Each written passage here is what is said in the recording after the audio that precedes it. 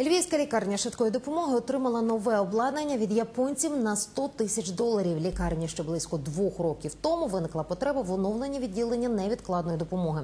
Тому медзаклад подав заявку на отримання грантової допомоги від уряду Японії. Цей грант вдалося виграти, і 2 роки по тому лікарня отримала нове устаткування. Офіційно передати сучасні медапарати Львівській міській клінічній лікарні швидкої допомоги приїхав сам надзвичайний та повноважний посол Японії в Україні.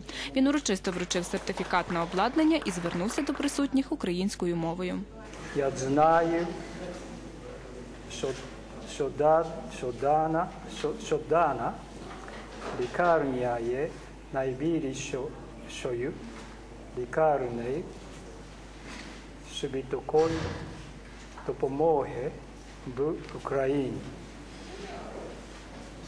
Сподіваюся, що надане обладнання допоможе багатьом людям. Я ще раз хочу висловити велику вдячність уряду Японії за проект, за те, що ми стали її учасниками. Все обладнання встановлене в лікарні, і медперсонал ним вже користується. Завдяки допомозі японців лікарню обладнали за всіма європейськими стандартами. І тепер пацієнти зможуть отримати якісну невідкладну допомогу та весь комплекс обстежень. Будуть працювати з нашими лікарями для того, щоб вдосконалити їхні знання і навички. Тому що переходити на інше обладнання з мікроскопу на гарне обладнання, яке працює за 59 секунд, може видати загальний аналіз крові, це дуже важливо. Особливо для нашої лікарні. Всього від уряду Японії надійшло 9 сучасних медприладів. Вони ж значно поліпшать якість діагностичного обстеження.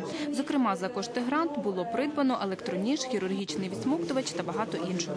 Мені навіть важко виділити, які з них більш дорогі, які ж менш дорогі, тому що кожна одиниця, яка нам сьогодні подарована, вона потрібна лікарні, потрібна пацієнтам. Від банального ЕКГ, яке в день робиться 100-120 ЕКГ в приймальному відділенні. Ви собі можете уявити, яка зношеність цього апарата буквально через рік.